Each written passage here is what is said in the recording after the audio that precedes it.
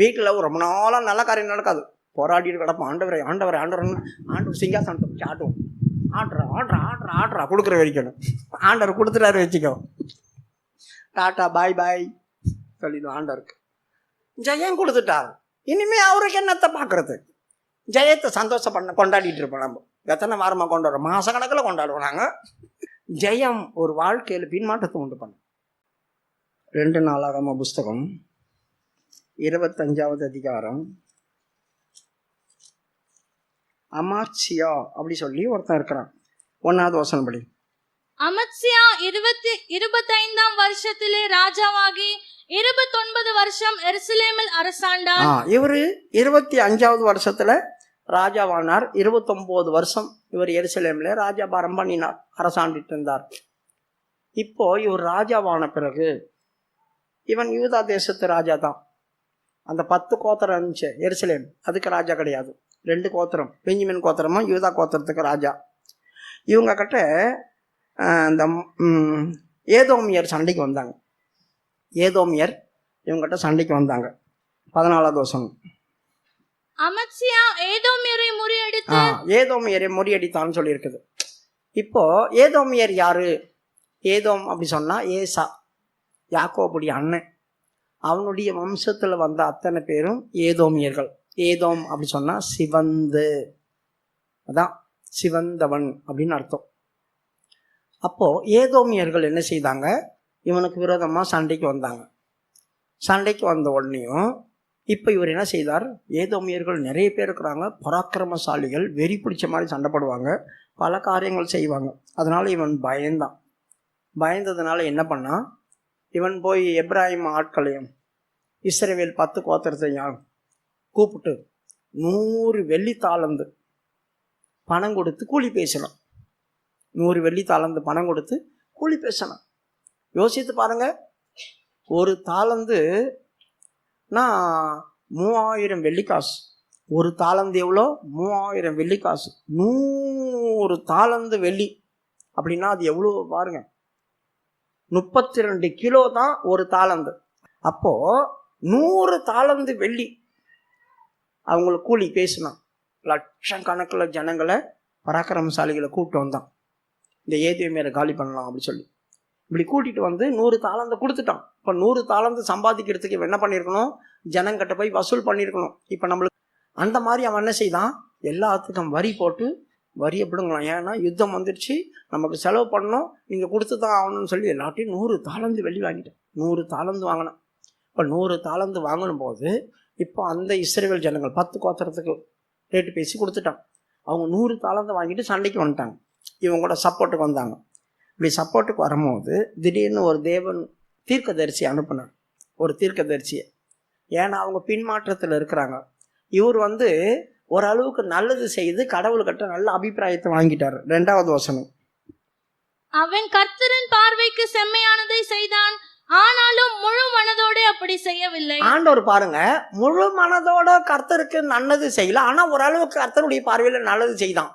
நீ முழு மனதோட செய்யலனா கூட உனக்காக உதவி செய்யறதுக்கு அவர் ரெடியா வராரு பாருங்க.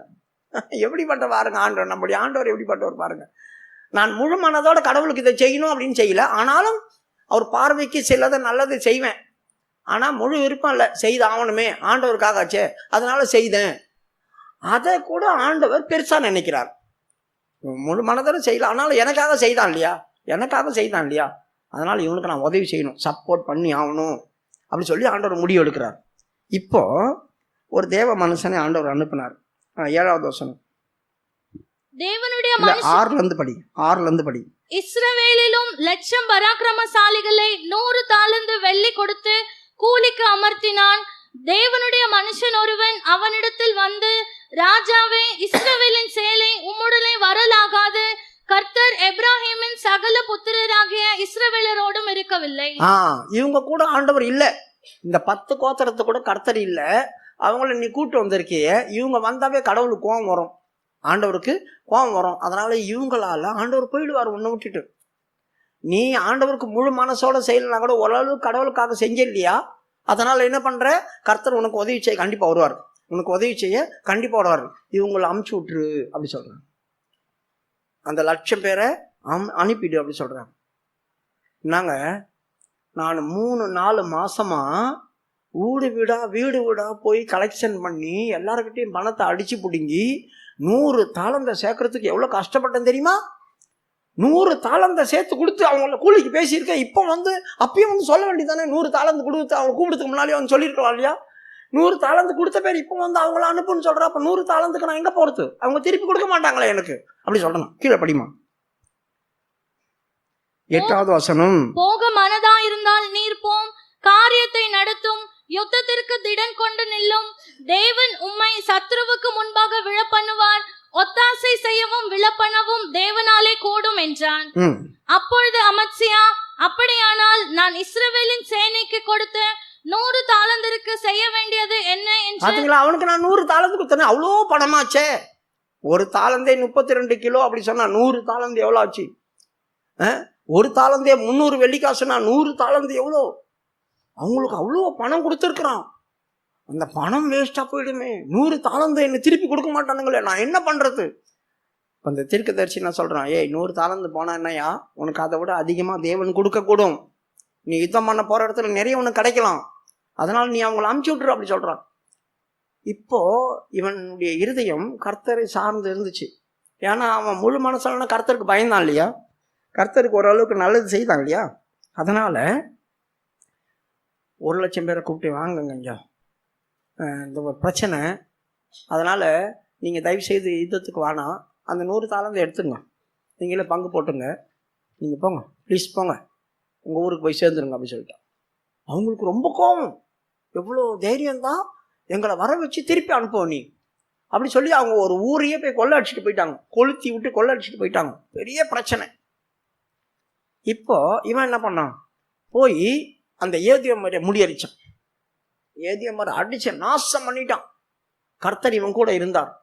அவங்க பயங்கர பராக்கிரமசாலிகளாக இருந்தாலும் எல்லாரையும் காலி பண்ணிட்டான். காலி பண்ணிட்டு இவன் என்ன பண்ணான் தெரியுமா? ஜெயம், பெரிய ஜெயம் கிடைச்சிது. சந்தோஷம் தாங்க முடியல. வெள்ளியும் பொண்ணும் அள்ளிட்டு வராரு இவரு. அப்படி வரும்போது ஏதோமியருடைய தெய்வத்தை கொண்டு வந்துட்டான். ஏதோமியருடைய தெய்வத்தை கொண்டு வந்துட்டு அது காலில் போய் விழுந்துட்டான். பாருங்க எப்படி இருக்கும், என்ன பெரிய முட்டாள். 15வது வசனம். அப்பொழுது கர்த்தர் அமத்சியாவின், இல்ல 14வது வசனம் முழுசபடி. அமத்சியா ஏதோமியரை முறியடித்து சேயீர் புத்திரரின் தெய்வங்களை கொண்டு வந்த பின்பு அவன் அவைகளை தனக்கு தெய்வங்களாக வைத்து. யோசித்து பாருங்க, இவன் யூதா கோத்திரத்தை சேர்ந்தவன், உருவம் இல்லாத தெய்வத்தை ஆராதிக்கிறவன், சர்வ வல்லமையுள்ள தேவனுடைய வேலைக்காரன் அல்லது இவன் பிள்ளை, அவரை சேவிக்கிறவன். ஆனா இவனுக்கு தெரியாதா? இவன் பாருங்க போய் ஜெயம் எடுத்த உடனேயும் தடப்படன்னு அவங்க தெய்வத்தெல்லாம் கொண்டு வந்து அதை வச்சு பணிஞ்சுக்கிட்டான். அந்த தெய்வங்கள் அவன் இந்த ஏதோமியருக்கு உதவி செய்யலையே. ஏதோமியருக்கு உதவி செய்து அவங்க தோத்து போனாங்களா? அவங்களுக்கு உதவி செய்திருக்கணும் இல்லையா? கர்த்தர் இவனுக்கு உதவி செய்தார். இப்போ அந்த தெய்வங்களை கொண்டு வந்து பெருசா நினைச்சு பணிந்து கொண்டான். யோசித்து பாருங்க எப்படி பின்மாற்றம் வருது. அவைகளுக்கு முன்பாக பணிந்து அவைகளுக்கு தூபம் காட்டினான். அப்பொழுது கர்த்தர் அமத்சியாவின் மேல் கோபம் உண்டவராகி அவனிடத்துக்கு ஒரு தீர்க்கதரிசியை அனுப்பினார். இவன் அவனை நோக்கி, தங்கள் ஜனத்தை உமது கைக்கு தப்புவிக்காதே போன ஜனத்தின் தெய்வங்களை நீர் நாடுவானேன் என்றான். பாத்தீங்களா? அந்த தெய்வம் அவங்களே காப்பாத்தலையே. அவங்கள காப்பாத்தாம தோல்வி அடைச்சு அவங்களாம் செத்து போனாங்களே. உன் கையில தானே செத்தாங்க, நீ தானே அவங்கள அடிச்சு காலி பண்ண. ஆனா அவங்க வணங்கினா அந்த தெய்வத்தை கொண்டு வந்து நீ வணங்குறியடா, நான் உனக்கு ஜெயத்தை கொடுத்தேன் தானே, இப்படி நீ செய்யலாமா? இப்போ அமைச்சர் என்ன சொல்றான், அந்த 100 தாளந்த வானடா அமைச்சிடறான்னா அதுக்கு பேச்சுக்கு செவி கொடுத்தான். இப்போ என்ன சொல்றான், உன்னை கொல்லுவேன் நான். யாரா எனக்கு அட்வைஸ் பண்ணணும்னு அமுச்சு வச்சாங்க? திமுறா பேசுறான். கீழே தன்னோடு அவன் இப்படி பேசின போது ராஜா அவனை நோக்கி, உன்னை ராஜாவுக்கு ஆலோசனைக்காரனாக வைத்தார்களோ, அதை விட்டுவிடு, நீ ஏன் வெட்டப்பட வேண்டும் என்றான். மகனை உன்னை வெட்டி போட்டுருவேன். யார கேட்டீங்க வந்த நீ? ஆண்டருடைய ஊழியக்காரனை பார்த்து என்ன சொல்றான், உன்னை வெட்டுவேன். எனக்கு நான் ஆலோசனை வச்சாங்களா உன்னை? எனக்கு நீ நாட ஆலோசனை சொல்றது எனக்கு தெரியாதா? நான் ஒரு ராஜா சொல்றான். என்ன நடக்கும் யோசித்து பாருங்க. ஜெயம் சில பேருடைய வாழ்க்கையில பின்மாற்றத்தை உண்டு பண்ணிட்டோம். நம்ம ஏதாவது ஒரு காரியத்தில் ஜெயிச்சிட்டோம், ஜெயம் எடுத்துட்டோம், நம்மளுக்கு சக்ஸஸ்ஃபுல் ஆயிடுச்சு, ரொம்ப நாளாக போராடிட்டு இருந்தோம், கர்த்தர் திடீர்னு நம்மளுக்கு ஜெயத்தை கொடுத்துட்டார் அப்படின்னு சொன்னாக்கா அந்த ஜெயத்தின் சந்தோஷத்தில் என்ன பண்ணுறதுன்னு தெரியாமல் ஆண்டவரை விட்டு விலைக்கு போயிடும். பாருங்க, நம்ம ஃபஸ்ட்டாக ஜெயிச்சுட்டு வந்துட்டோம், ஃபஸ்ட்டு மார்க் எடுத்துட்டோம், 2 வாரத்துக்கு கூட்டத்துக்கே வர மாட்டோம், அதை கொண்டாடிட்டு உட்காந்துருப்போம். ஃப்ரெண்டு வீட்டுக்கெல்லாம் போவோம், எல்லாரையும் போய் பார்க்க போவோம். ஆண்டவருக்கு ஒரு தேங்க்ஸ் சொல்லுவார், சபைக்கு ஏன் வரல, என்னை எல்லாரும் செலிப்ரேட் பண்ண கூப்பிட்றாங்க. நான் அங்கெல்லாம் போய் செலிப்ரேட் பண்ணணும், போயிடுவோம். காலேஜில் படித்தாலும் சரி, ஸ்கூலில் படித்தாலும் சரி.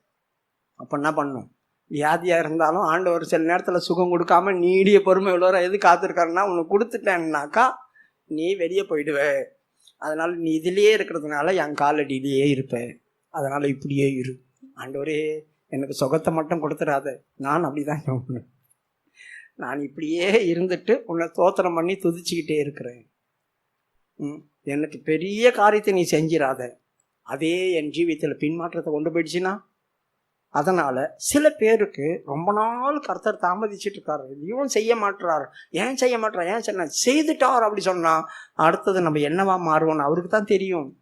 நாங்கள் எவ்வளோ பேருக்கு எவ்வளோ நடக்குது, எனக்கு மட்டும் ஏன் நடக்கலை, ஏன்னா அவனுக்கு நடந்துச்சுன்னா என்னை விட்டு போயிடுவியே, நான் உனக்கு செய்துட்டேன்னா என்னை விட்டு போயிடுவியே, நீ என்கிட்டயே இருக்கணும்னு நான் விரும்புகிறேன், அதனால் பரவாயில்ல இப்படியே இரு, சந்தோஷப்படுங்க. எதனா நடக்கலையா, வேலைக்கு தர்றேன், வேலையே கிடைக்க மாட்டேங்குது, கிடைச்சிச்சு அப்படி சொன்னா ஒருத்தன் வந்து டேபிள் துடைப்பான், சேரை துடைப்பான், பாயை துடைப்பான், அதை போடுவான், இதை போடுவான், வேலை இல்லாமல் இருந்தான், இவ்வளோ பாடுபடுறானேன்னு சொல்லி சபையாரெல்லாம் சேர்ந்து ஜாம் பண்ணிரு, வேலை கிடைச்சிது, டாப் வேலை தான், பெரிய வேலை, அதிக சம்பளம். இப்போ சண்டே சர்வீஸுக்கு விட மாட்டாங்க, எந்த கூட்டமும் இல்லாமல் போயிடுச்சு. கடைசியில் பின்மாற்றமாக போய் ஒரு இந்து பிள்ளைய கல்யாணம் பண்ணிட்டு கூட்டத்துக்கே வரதில்லை, ஆண்டவருட்டி வேலைக்கு போயிட்டான். யோசித்து பாருங்க, சில நேரங்களில் நமக்கு கிடைக்கிற ஜெயம் நம்மளை பின்மாற்றத்தில் கொண்டு போயிடும். ஆண்டவரே நீ என்ன சித்தமா எனக்குள்ள வைத்திருக்கிறீரோ அதுக்குள்ளே நான் காக்கப்பட்டு நான் அங்கேயே இருக்கணும் சாமி, எனக்கு நீ பெரிய ஜெயத்தை கொடுக்கணும்னு அவசியம், உன் பாதத்திலிருந்து நான் வெளியே போகாமல் இருந்தால் அது போதும் எனக்கு, அப்படி சொல்லி ஜெபம் பண்ணுங்க. நம்முடைய ஜீவியத்தில் பின்மாற்றம் வெளியே போயிடும். பின்மாற்றம் வரவே கூடாது. கண்களை மூடுவோமா?